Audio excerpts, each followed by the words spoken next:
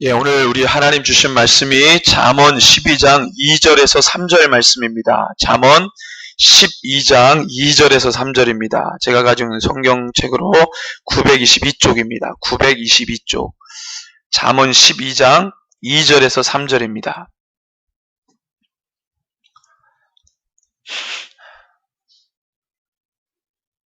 찾으셨으면은 우리 한 목소리로 우리 2절 3절을 같이 봉독합니다. 선인은 여호와께 은총을 받으려니와 악을 꾀하는 자는 정죄하심을 받으리라. 사람이 악으로서 굳게 서지 못하거니와 의인의 뿌리는 움직이지 아니하느니라. 아멘. 두 절이니까 한번 읽어볼까요? 2절 3절 시작. 선인은 여호와께 은총을 받으려니와 악을 꾀하는 자는 정죄하심을 받으리라. 사람이 악으로서 굳게 서지 못하거니와 의인의 뿌리는 움직이지 아니하느니라. 아멘. 자, 오늘 잠언 20번째 시간입니다. 결산이라는 주제로 하나님 말씀 함께 나누겠습니다. 결산, 일정 기간 동안 일을 정리해서 그 마지막을 마무리 짓는 셈, 이것을 결산이라고 합니다. 자, 결산은요, 우리가 너무나도 익숙한 단어입니다. 이 결산, 너무나도 익숙한 단어인데 우리 삶 가운데 밀접하게 경험되고 있잖아요. 어떠한 일이든지 우리는 결산을 합니다. 모든 일의 결국, 모든 일에 대한 열매를 우리가 분명히 보게 된다는 말입니다. 사람이 계획해서 시작한 일들은요, 그것을 마치는 그날에 반드시 그 일에 대한 결론을 얻습니다.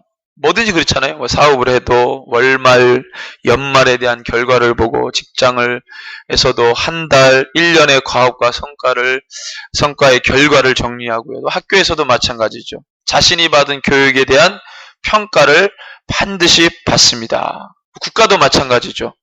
1년의 살림살이 또는 대통령의 임기 기간 동안 했던 모든 이 실행 과업들을요, 그 임기가 끝나게 될 때 아주 심도 있게 결산합니다. 그래서 요즘 늘 하는 말이 국민의 심판 이런 얘기 하는데, 마지막에 꼭 그런 결산을 하게 된다는 거예요. 거창한 일에만 적용되는 게 아니라 우리 소소한 삶에도 마찬가지죠. 예를 들면은 서로 게임을 했다 치면은, 게임을 하면은 그 게임을 어떻게 하느냐에 따라 결과가 나오잖아요. 예, 그렇죠? 당장 그 게임을 어떻게 했느냐에 대한 결과. 또 우리가 좀 멀리 보면은 또 좋지 않은 게임은 또 안 좋은 결과를 맺게 되기도 하고 그렇잖아요. 또 관계에서도 마찬가지. 좋은 관계를 지속했다면 그에 따른 결과, 그렇지 않았다면 또 그에 따른 결과가 분명히 나타난다는 거예요. 요즘 소치올림픽이 진행 중인데 말을 하지 않을 수가 없어서, 요즘 소치올림픽에서 뜨거운 감자가 뭡니까? 김연아 선수의 이 금메달 강탈 사건 아닙니까? 강탈 사건. 완전 강탈당한 거죠. 심판의 고의 그 위에 있는 사람이 인정했다 그래요. 편향된 심판을 했다고 인정했어요. 제가 이번에 세계 선교 사역자 모임 갔더니 예기치 않게 러시아 선교사님이 오셔가지고 얘기를 해줬어요. 제가 궁금해서 물어봤거든요. 아무리 생각해봐도 돈을 좀 준 것 같다. 뒷돈거래가 있는 것 같다. 그랬더니 그 러시아 선교사님이 푸틴이 소치에다가 엄청나게 돈을 쏟아부었는데 가장 돈이 많은 세계 기업에다가 몰아줬대요. 소치에다가 돈을 막 투자를 해가지고, 그러면은 그 세 개의 기업은 푸틴이 뒤를 다 봐준다는 거예요. 그래가지고 막 엄청나게 쏟아붓고, 그러니까 러시아가 금메달을 몇 개 따느냐에 따라서 이제 거기에 여러 가지 또 열매가 있겠죠. 그러니까 이제 막 무리하게 그렇게 진행하고, 또 그분이 얘기하는 건데, 푸틴 밑에는 마피아 조직이 강하게 연결되어 있어가지고요. 우리로 치면은 도지사급이나 시장들이 마피아 출신들을 다 심어놨다는 거예요. 그분이 블라디보스톡에 계시는데, 블라디보스톡의 시장이면 시장, 거기에 이제 대표되는 어떤 위정자가 마피아 출신이고, 그걸 다 심어놨다는 거예요. 그렇게 해서 돈이 오고 가고 여러 가지 커넥션, 이런 것들이 아주 밀접하게. 그래서 제가 이거 기도 제목이네요. 공중권세 잡은 사단이 정사와 권세형으로 아주 사로잡아 버렸네요. 그래서 정말로 기도 제목이래요. 그런 불합리함, 우리는 올림픽에서 경험했지만 러시아 사람들은 아주 그 불합리, 부조리 그런 것들을 그냥 달고 사는 거예요. 그게 삶인 거예요. 그 사람들은. 예. 하여튼 이 김연아의 강탈 사건. 그런데 경기는요. 서로 선수가 4년간 실제로 준비한 건 땀의 결과물이잖아요. 그 결과물이어야 되는데 어떤 전문가가 그렇게 얘기했어요.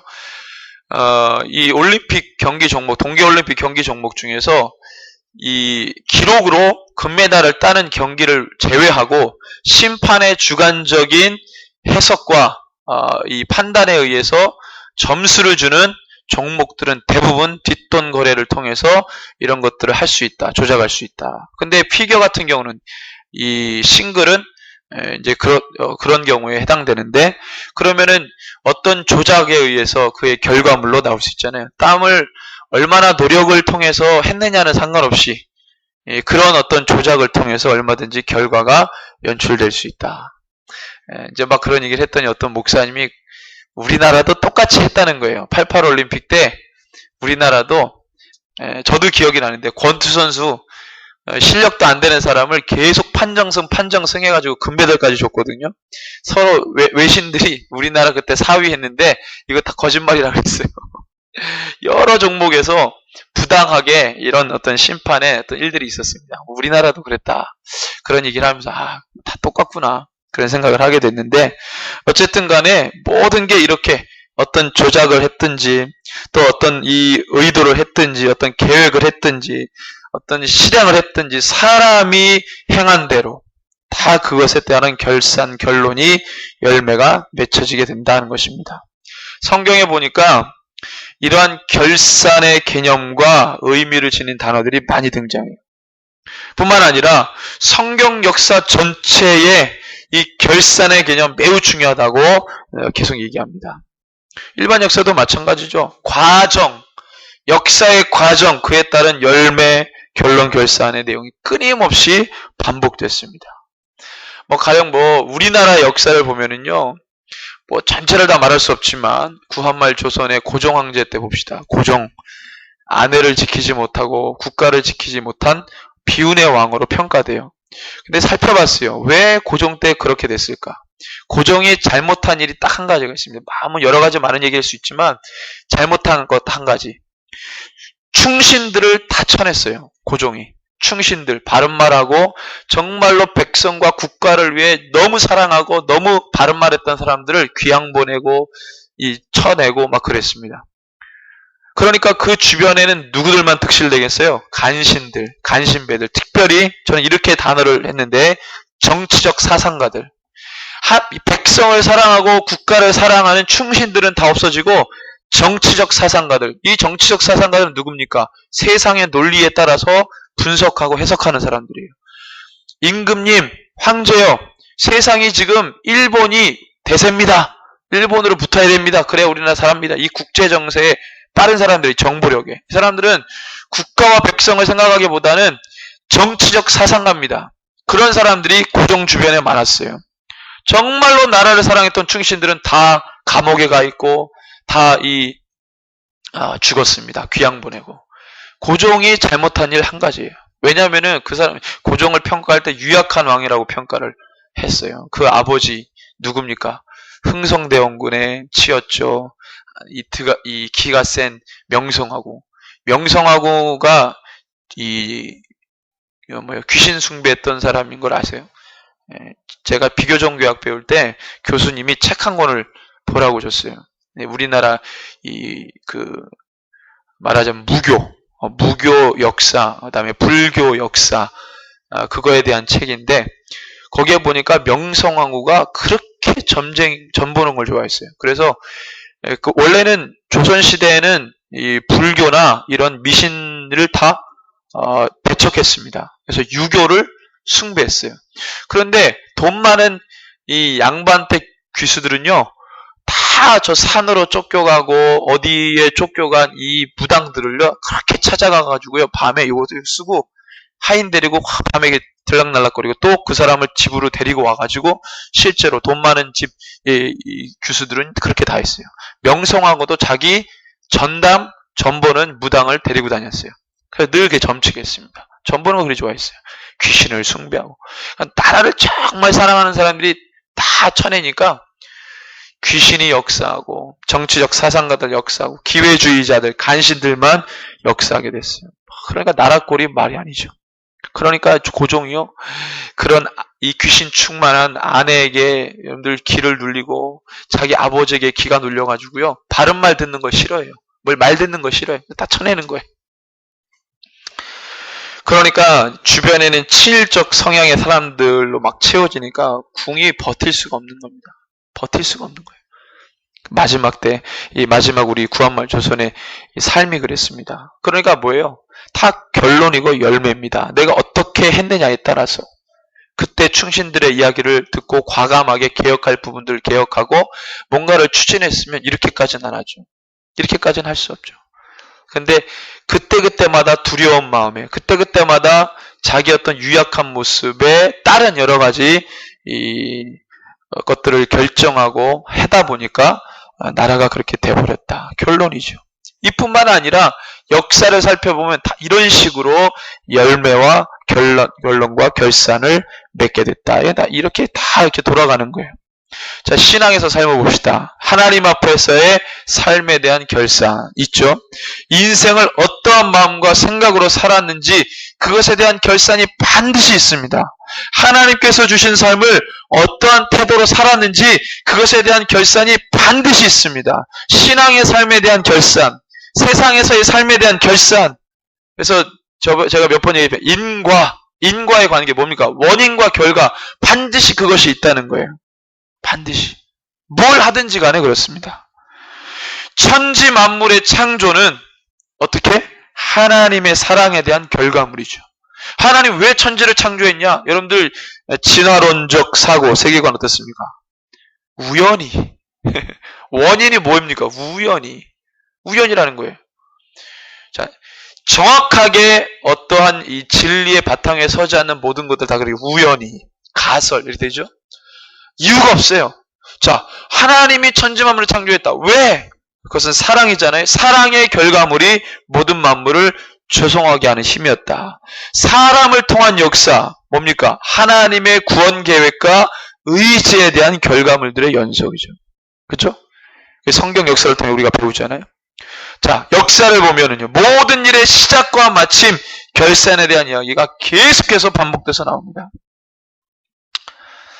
어떠한 결산 결론은 우리에게 귀감이 되고 감동을 주고 은혜를 주는 해피엔딩이지만 어떠한 일에 대한 열매는요, 우리가 경계해야 할 새드엔딩으로 끝나는 경우도 있어요.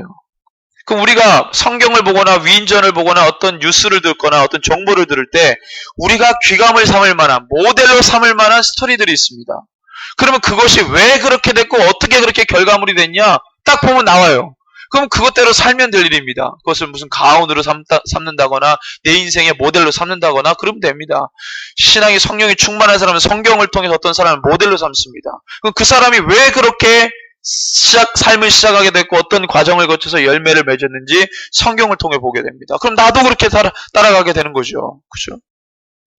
그렇지만 그렇지 않은 경우에 대해서는 우리가 경계할 부분은 경계합니다. 잘라내야 할 부분은 잘라내야 됩니다. 왜? 좋지 않은 결과를 맺기 때문에 책을 통해서 보고 여러 가지 상황들을 통해서 우리가 봅니다. 그럼 잘라내면 돼요. 끊어내면 돼요. 이게 안 되는 게 자제력이고 이게 안 되는 게 통제력입니다. 이게 안 돼버리면 안 되는 거예요. 안 끊어져요. 딸려갑니다. 오늘 이 짧은 본문 2절 3절이잖아요. 이 짧은 본문 안에 이것을 분명하게 우리에게 말해주고 있어요. 선인과 악인에 대한 판단은 그들이 행한 일에 대한 결과물로 나타납니다. 그죠? 선인과 악인 나눴어요. 어떻게 합니까? 그들이 행한 일에 대한 결과물로 아는 거예요. 어떻게 선인인 것을 압니까? 말씀해 보니까 하나님께 은총을 받은 자래요. 하나님께 은총을 받았다. 자, 은총. 어떻게 은총을 받았냐는 거예요. 왜 그에게 은총이 주어졌냐는 거예요. 자, 물론 이제 우리가 답은 알죠. 어떻게 하면 은총 받습니까? 어떻게 하면 은혜 받습니까? 하나님이 기뻐하시는 믿음의 삶, 순종의 삶을 날마다 산 결과일 것입니다. 하나님께서 모든 지면에 사람 지으신 것, 그것을 한탄했다 그랬어요. 창세기 6장에 보면은. 그리고 난 다음에 말씀해 보니까 노아는 하나님께 은혜를 입었더라 그랬어요. 어떻게 하나님이 모든 만물을 심판할 계획을, 진노를 가지고 이 미움을 가지고 심판할 때 왜 유독 노아는 하나님께 은혜를 입었습니까? 그는 뭐라 그래요? 노아에 대해서 평가할 때 그는 당대 의인이라 그랬습니다. 왜 어떻게 노아가 의인이 될 수 있죠? 하나님이 가다가 쓰레기 줍는 사람, 그 다음에 많은 사람에게 친절하게 대하는 사람, 이런 사람들 보고 의인이라고 말할까요? 하나님의 관점은 그가 나를 사랑했는지, 그가 진리의 말씀을 따랐는지, 그가 나를 정확하게 바라보고 섬겼는지 그 사람을 보고 의인이라고 말합니다. 노아는 모든 사람들이 주님을 배척하고 주님의 뜻에 무관하게 살 때 노아는 주님의 뜻에 맞게 살았다 이거예요. 그러니까 다른 사람들은 다 심판의 조건에 들어 있었지만 노아를 봤더니 노아는 하나님께 은혜를 입었어요. 왜? 그는 의인이니까. 왜? 그는 하나님을 사랑하고 주님을 믿음으로 따라갔던 순종의 사람이었으니까. 그게 노아의 결과물이었습니다. 마찬가지죠. 왜 어떻게 우리가 은총을 입습니까? 순종의 삶, 믿음의 삶. 그것에 대한 결과물입니다. 열매입니다. 그럼 무엇에 대한 순종입니까? 날마다 매일매일 하나님께 주신 말씀과 그 뜻과 정신대로 사는 것이죠. 그 결론이죠. 말씀을 집중하고 주목하는 삶을 살다 보면 하나님께서 무엇을 미워하시고 무엇을 사랑하시고 기뻐하시는지를 분명히 합니다. 왜 이때의 그리스도인들이, 이 당시의 그리스도인, 이 시대의 그리스도인들이요, 똥인지 된장인지 구별 못하고 이리저리 헤매이고 이것이 맞는지 저것이 맞는지 잘 모르는 채 살아갑니까? 말씀을 안 보니까 모르는 거예요. 말씀을 보면 하나님의 호불호가 분명하게 기록되어 있습니다. 그걸 보면은 성도가 무엇을 따라 살아가야 되는지 대본 나와요. 장님이 아니고서 이거 말씀 보고 모르는 사람이 있어요? 마음이 좀 불편하면 불편할 수 있지만 보면은 대본 알죠. 아, 이게 이렇게 살아야 되는구나, 성도는. 이렇게 살지 말아야 되는구나. 아, 이걸 알잖아요.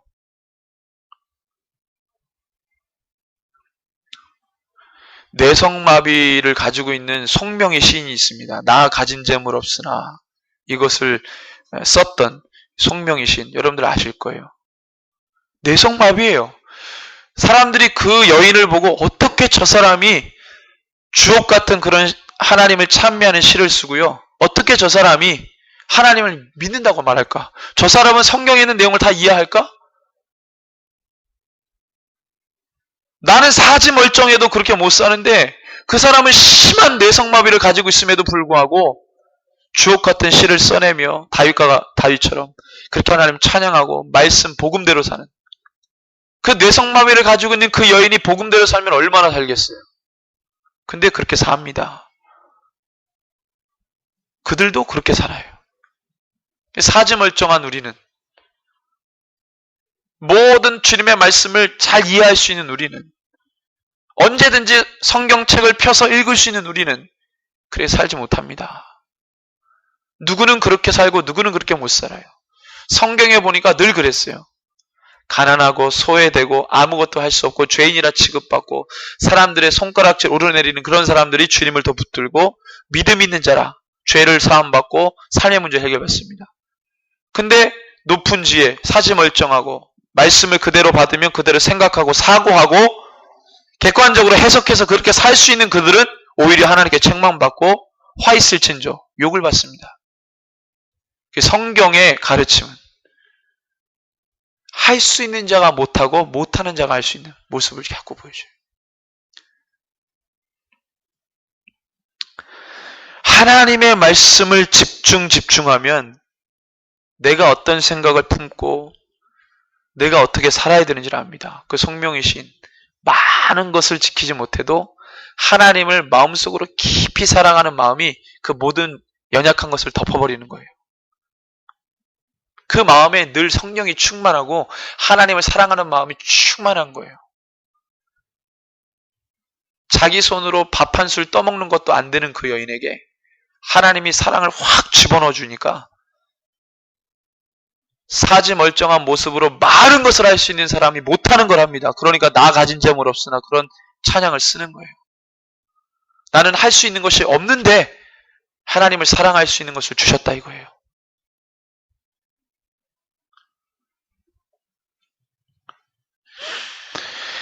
하나님이 무엇을 미워하시고 무엇을 사랑하시고 무엇을 기뻐하시는지를 분명히 아는 것, 이것을 우리는 태도라고 합니다. 이걸 알았으면 우리가 살죠. 그걸 알았으면은 우리가 어떠한 태도로 살아야 될지가 정해집니다. 분명해지기 때문에. 그럼 그 태도로 살면 되는 것입니다.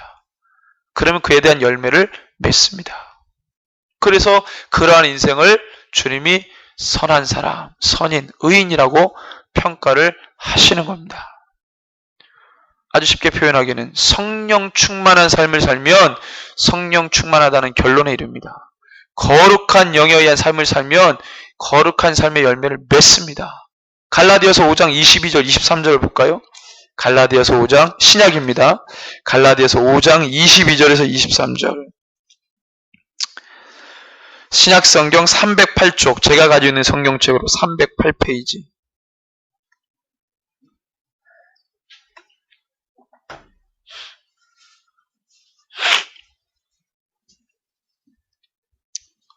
같이 읽습니다.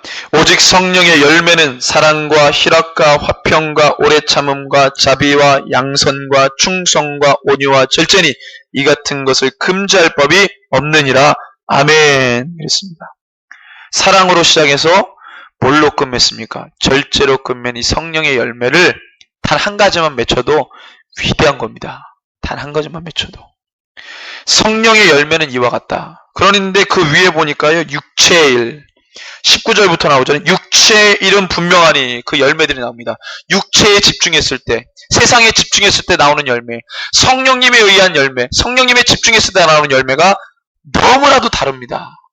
너무나도 달라요. 제가 이 말씀을 묵상하는데 하나님이 인사이트를 확 주는데 갑자기 이런 마음이 드는 거예요. 왜 사람들이 양자택이라는 걸 싫어할까? 사상적으로는 이원론이라고 그러고 흑과 백 논리라고 말합니다. 왜 사람들이 분명히 진리와 거짓이 있으면 양자택일이고 진리와 거짓이 있으면 그것은 흑백입니다. 흑백. 이거 아니면 이거예요. 도 아니면 뭐예요? 하나님 아니면 세상입니다. 그렇다고 하나님과 세상을 동등한 위치에서 보진 않습니다. 왜 사람들이 이런 것을 그냥 하나의 사상과 이념으로만 치부할까? 왜 그렇게 보지 말라고 할까? 사람들은 결정하고 결단하는 걸 싫어합니다. 부담스러워해요. 그냥 이것저것 결정하고 결단할 필요 없이 그냥 물에 술 탄 듯 술에 물 탄 듯 살아가고 싶어해요.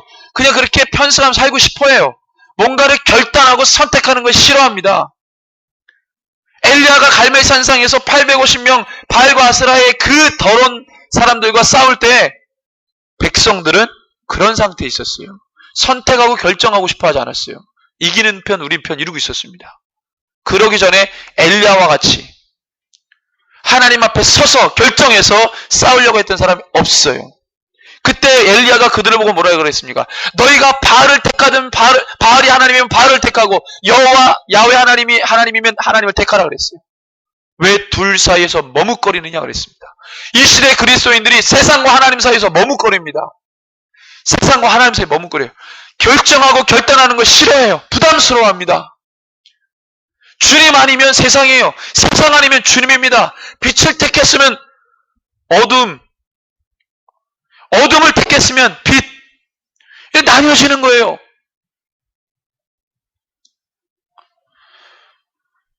WCC에 관련해서 지난 얘기지만 자꾸 WCC 지지하는 어떤 신학 교수가 엉뚱한 궤변으로 이야기를 하니까 그걸 듣다가 답답한 WCC 반대 측선에 섰던 이 신학 교수님이 그 궤변의 논리를 이렇게 비유했어요. 저는 그 얘기 듣고 와, 어떻게 저런 비유를 딱 맞는 비유를 했을까?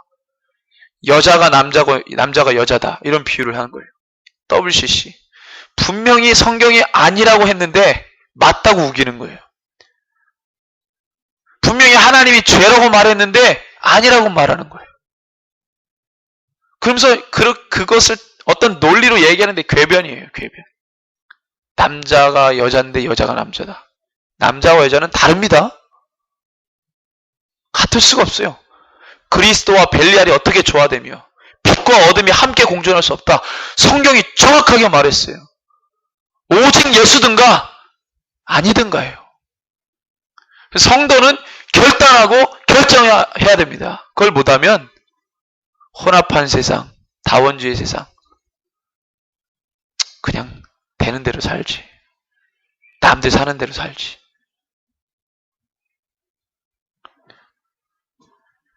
악한 영, 세상의 영에 사로잡히면 그에 따른 열매를 맺는 것입니다. 땅의 것, 육체의 것을 삼엄에 살았으면 그 열매를 맺는다고 했어요. 잠언 6장 16절에서 19절 말씀에 보면은요, 주님께서 미워하시는 6가지가 나옵니다. 그 7가지 나오는데, 교만한 눈빛, 거짓된 혀, 무죄한 피를 흘리는 손, 사악한 꾀를 꾸미는 마음, 신속히 해악으로 치닫는 발, 거짓들을 말하는 거짓 증인, 형제 사이에 불화의 씨를 뿌리는 것. 마가복음 7장 20절에서 23절에 보면 사람의 마음에서 나오는 13가지 나쁜 것, 그것이 더럽게 한다 그랬는데, 사람을 악한 생각, 간음, 음행, 살인, 도둑질, 탐욕, 사악함, 속임, 세욕, 악한 눈, 신성모독, 교만, 어리석음. 성경은 분명히 하나님이 싫어하는 뭐가 사람을 더럽게 하는지 이야기하고 있어요. 로마서 1장 29절에서 31절에 보면은 합당하지 못한 일들 23가지씩이나 말합니다. 온갖 불의, 음행, 사악, 탐욕, 악의, 시기, 살인, 논쟁, 속임수, 적개심, 이런 것들로 가득한 사람, 수근수근하는 사람, 뒤에서 얼뜯는 사람, 하나님을 미워하는 사람, 업신여기는 사람, 교만한 사람, 자랑하는 사람, 악한 일을 꾸미는 사람, 부모에게 불순종하는 사람, 언약을 어기는 자, 타고난 애정이 없는 사람, 화해하기 어려운 사람, 국률이 없는 사람. 아까 우리가 갈라디아서 5장 19절에서 21절 육체의 열매 이야기했습니다. 골로새서 3장 5절에서 8절에도 마찬가지. 땅에 있는 지체 10가지 말합니다. 음행, 부정함, 무절제한 애정, 악한 욕정, 탐욕, 이건 우상숭배인데, 분노, 진노, 악의, 신성모독, 더러운 대화, 거짓말, 십계명에 나와 있는 그 모든 죄들, 우상숭배 죄, 여호와 이름을 망령되 일컫는 죄, 하나님보다 더 사랑하는 것, 자기를 사랑하는 것, 돈을 사랑하는 것, 다 죄라고 그랬어요. 다 우상숭배라고 그랬습니다. 하나님이 미워하시는 겁니다. 말씀에 집중하는 삶을 살지 못하면 이런 것들이 그대로 구렁이 담 넘어가듯 내 삶 가운데 들어와서 왕노릇합니다. 이거를 끊어내야 되는데 절제력도 없고 통제력도 없어요. 왜? 성령이 역사하지 않으니까. 타협합니다.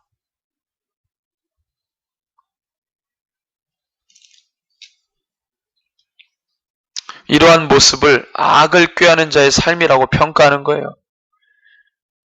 사람은 그 마음에 가득한 것을 입으로 말한다고 그랬습니다. 내 마음에 예수가 가득하면 오직 예수가 부담스럽지 않아요. 내 마음에 세상 것들로 잡다한 논리로 가득하면 이런저런 말로 예수를 흐릿하게 만듭니다. 이것도 찔끔, 저것도 찔끔. 그는 정확하게 저는 어떤 교회 보니까요, 아무나 다 집사 세워요. 아무나 다 세례줘요. 아무나 다 장로요. 어느 교회는요, 하도 직분 가지고 말이 많으니까 50세 이상은 다 장로줘요. 50세 이상은 다 권사줘요. 그러니까 막 좋아했어요. 주변에 다니던 성도들도 직분 때문에 상처받은 사람들 다 그 교회 왔어요. 그래서 그 교회가 거대 교단에서 찍혀가지고 나와버렸습니다. 그러면서 그들끼리 모여서는 뭐라 그러냐면 자기네들 성경적으로 했대. 복음적으로. 차별이 없지 않냐. 하면서 직분에 대한 궤변을 늘어놓습니다. 물론 그 목사님 설교가 참 주옥 같은 설교가 많아요. 그런데 성령 하나님의 마음에 의한 교회 정책을 쓰지 못했습니다. 성경 어디에 그렇게 막 직분 주라고 나와 있습니까? 집사 7명, 수천 명, 초대교회 수천 명, 수만 명, 이 인물들 가운데 단 7명만 집사세였어요. 그때는 리더가 집사였습니다. 성령 충만한 사람, 많은 사람들에게 존경받는 사람, 거짓말하지 않는 사람, 성령으로 충만한 사람을 집사세였어요. 집사의 자격, 디모데 서에 보면은 집사의 자격도 나와 있어요. 감독의 자격도 나와 있어요. 감독 오늘날 말하면 목사입니다. 그럼 목사도 아무나 세워야 됩니까? 목사 안수도 몇 살, 신학교에서 몇 년 있으면 그냥 목사 안수 줘버려야 됩니까? 어디 성경에 그렇게 말했습니까? 말씀대로 하다가 부딪힘이 있을 수 있어요. 그렇다고 확 내버려 두는 거예요. 다 줍시다. 그래서 교회가 망가지는 거예요.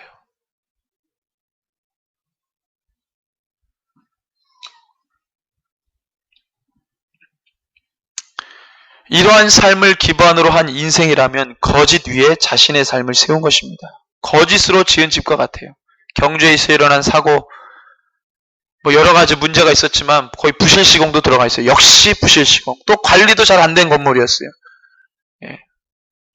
여러 문제가 얽히고 섞여 있어서 꽃다운 나이 청년들이 다 그렇게 되어버렸습니다. 얼마나 그 부모들의 심정이요.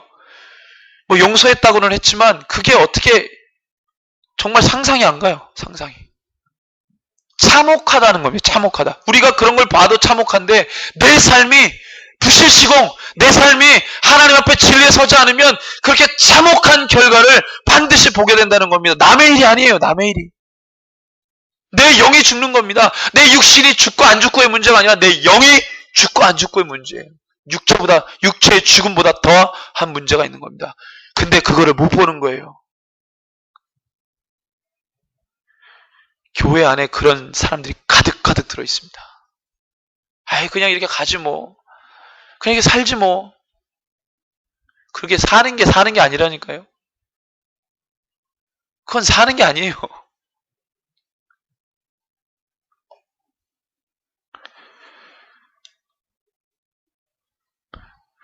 문제 위에 나의 삶을 세운다면 반드시 그에 따른 결산 열매가 맺어집니다. 그럼 어떻게 해야 됩니까? 우리의 삶을 진리로 채워야 됩니다. 의로 채워야 됩니다. 거룩으로 채워야 됩니다. 하나님 말씀으로 채워야 됩니다. 성령으로 채워야 됩니다. 그러자면 내 안에 있었던 그 전에 있던 모든 세상 것들을 다 해결해야 돼요. 내 안에 죄부터 해결해야 돼요. 그래야 거룩한 영이 임재하실 수 있습니다. 죄의 영이 임한 삶이라면 하나님의 말씀이 깊이 뿌리 내려서 어떠한 상황에도 흔들리지 않습니다. 성령이 역사하시면 성령님이 내게 하시는 열매, 결과를 얻게 되는 것이죠. 아까 갈라디아서 5장 말씀처럼. 근데 이렇게 생각할 수 있어요. 신앙생활 잘하다가 갑자기 험한 일을 당한다거나 죽는 일은 어떤 것에 대한 열매입니까? 어떤 분이 저한테 예전에 그런 질문을 했어요. 내가 교회를 안 가는 이유가 뭔지 아십니까, 목사님? 그러면서 얘기를 해요. 뭐예요? 어떤 사람이 새벽 기도를 가다가 자기 들은 거예요. 이걸 본 게 아니라. 새벽 기도를 가다가 교통사고로 죽어버렸어요. 이거는 뭐에 대한 결론입니까? 왜 하나님이 그렇게 하셨습니까? 저는 그것 때문에 교회를 안 갑니다. 그렇게 질문받는 것도 처음이에요. 그렇게 질문하는 분도 처음이었어요. 전혀 관계가 없거든. 그 이유를 우리가 어떻게 알겠어요? 사람이 죽고 사는 걸. 어떤 사람이 차가 쌩쌩 달리는데, 예를 들면 차가 쌩쌩 달려요. 버젓이 차가 달리는 걸 알고 막 뛰어가. 그럼 당연히 죽죠. 그건 우리가 딱 보는 인과의 결과물 아닙니까? 어떤 사람이 새벽 예배 잘 드리고 가다가 죽어버렸어. 그러면 그 사람은 뭐만 본 거예요? 새벽 예배 드리고 나오다가 차에 치여 죽은 것만 본 거예요. 그 삶의 스토리, 그의 삶의 스토리는 모르잖아요. 어떻게 그것만 보고 평가를 하고 교회를 안 나옵니까? 그렇게 어리석은 사람들이 많아요. 예를 들면 입장을 바꿔서 어떤 사람이 내 인생에 대해서 속속들이 잘 모르면서 간단하게 단순하게 평가해버렸어요. 그걸 누가 믿고 따라가겠어요? 누가 인정해 주겠어요? 아니거든요. 그렇지만 주님은 이렇게 말씀하셨어요. 의인이 내세에서 복을 받을 때 고난 함께 받는다 그랬어요. 예수를 진리대로 믿고 복음대로 믿는 사람들은 고난 함께 받는다 그랬어요.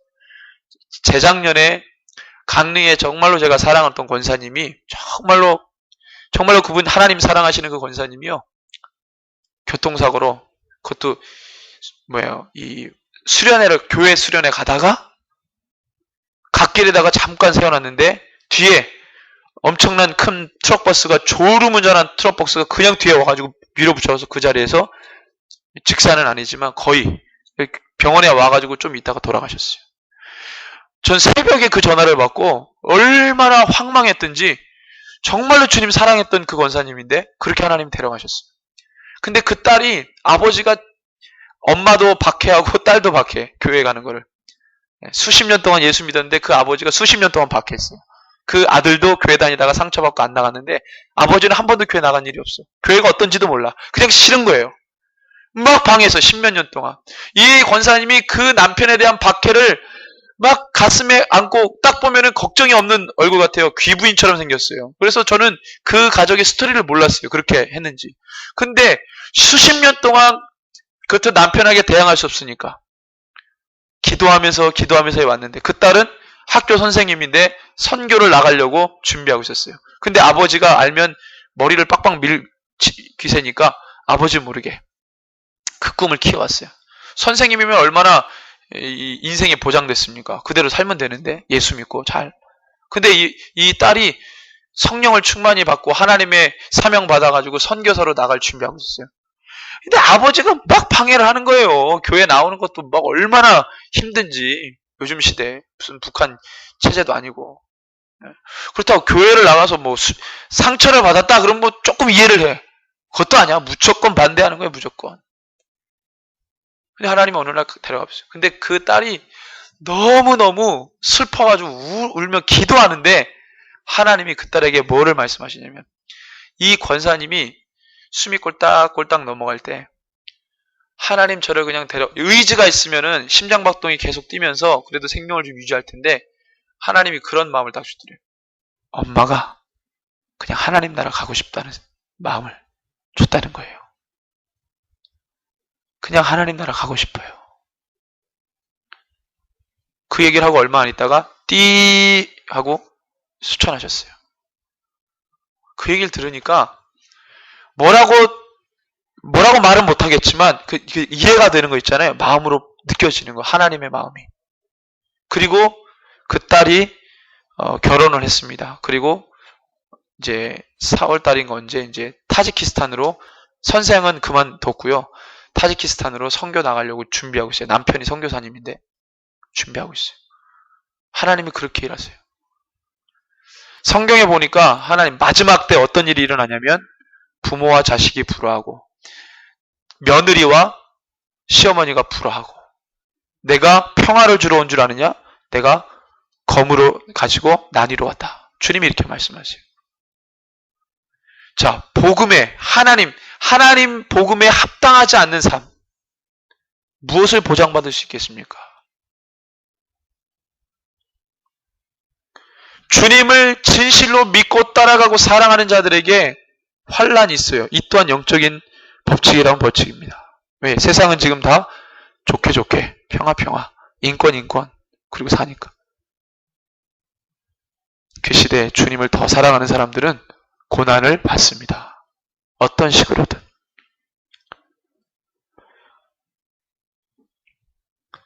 일제시대 때 신사참배 강요했지만 신앙의 양심에 따라 절대로 굽히지 않았던 분들 투옥되거나 순교했어요. 그분들은 악한 것을 악하다고 말했고 거짓을 거짓이라고 말했습니다. 그 믿음의 결과에 따라서 그분들 고난받고 고통받고 순교당했어요. 그러면 그리고 끝이냐? 그러면 의미 없는 죽음이지만 그분들의 믿음의 고통과 고난의 열매를 지금 우리나라가 봅니다. 순교의 피가 엄청나게 쏟아지니까 우리나라가 100년도 1세기도 안 돼가지고 세계 5위 안에 드는 기독교 국가가 됐어요. 지금 우리나라 국가율이 서구 기독교보다 더 많습니다. 이런 사례가 없어요. 기독교 역사 가운데.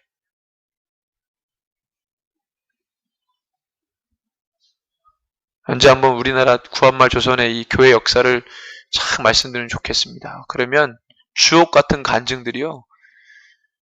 교회가 성도들에게 그런 교회 역사도 안 가르쳐요. 그러니까 우리나라에 언제부터 그렇게 뭐 부흥이 있었고 그랬는지 잘 모릅니다. 무슨 사건이 있었는지. 우리의 믿음의 2대, 3대 위의 분들이 어떻게 신앙생활 했는지.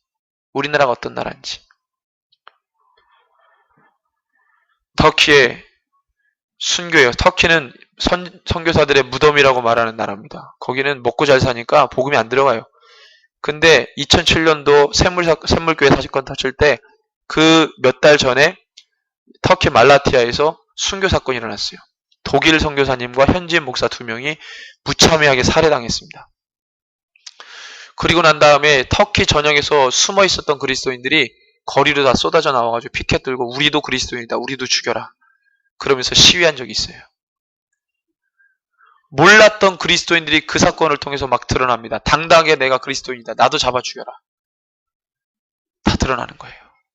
그전에는 무서워서 숨고 다녔는데 그 사건이 촉매제가 돼가지고 터키 전역에서 그리스도인들이 일어납니다. 지하에 있던 사람들이. 그 독일인 선교사 사모님이 자녀가 셋이에요. 터키 공영방송에 나와가지고 그 죽인 형제들을 용서했습니다. 터키 형제들이 죽였거든요. 같은 교회 안에 있는 사람들이 1년 전부터 와가지고 죽이려고 신천지처럼 잠입해 들어와서 성도 인내하고 목사를 죽인 거예요. 제가 이란에 갔을 때 이란 아르메니안 교회 그 교회 그 목사님이 5번 바뀌었는데 다 순교당했어요. 첫 번째 오신 목사님 이란 청년이 와가지고 죽이고 또 그 교회에 다른 목사님이 부임해 왔는데 또 죽이고 또 부임해 5번. 그렇게 소문난 교회인데 또 부임해 왔어요. 내가 목회하겠다고. 이란의 엄청난 지하교회 성도들 있잖아요. 그 의인이 받는 고난을 하나님이 반드시 열매 맺게 합니다. 그게 끝이 아니에요. 우리의 삶에 뭐든지 간에 결과물이 있습니다. 결론이 있어요. 그걸 우리가 두려워해야 돼요. 하나님 나를 어떠한 삶으로 결론 맺게 하실지, 내 삶이 어떤 열매를 맺을지 두려워해야 됩니다. 그리고 내 삶 가운데 진리를 채워야 돼요. 거짓을 다 버리고 진리를 채우고 성령을 채우고 하나님 나의 삶 가운데 의로운 삶을 살도록 하나님 말씀의 귀한 것들을 채우는, 그러면 그 진리 위에 세워진 삶은 결코 흔들리지 않습니다. 주님이 인정하시는 삶, 주님이 기뻐하시는 삶이 되는 것이죠. 이러한 결산을 보는 믿음의 사람들이 되시기를 주님의 이름으로 축원합니다. 이제 이 시간에 기도하겠습니다. 주님 감사합니다. 우리의 모든 것에 결론, 결산이 있다고 말씀하신 주님. 하나님, 우리가 성령 충만한 삶을 살아 성령의 열매를 맺는 삶이 되게 하여 주십시오. 성령 충만한 삶을 통해 하나님이 기뻐하시는, 하나님이 정말로 귀하게 여기시는 열매들이 맺혀지게 하여 주십시오. 마지막 때의 모든 시대, 모든 민족,